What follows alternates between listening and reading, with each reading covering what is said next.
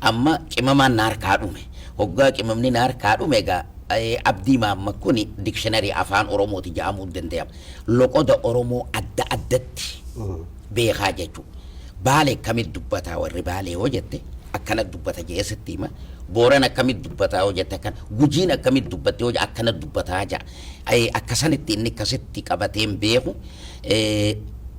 hedduu afaan hedduudha dhagayaa abdii maamma jechuun nama afaan tokko dhaga'u miti ingilishii akka afaan isaatti dubbata afaan oromoo bulbulee beeka afaan amaaraa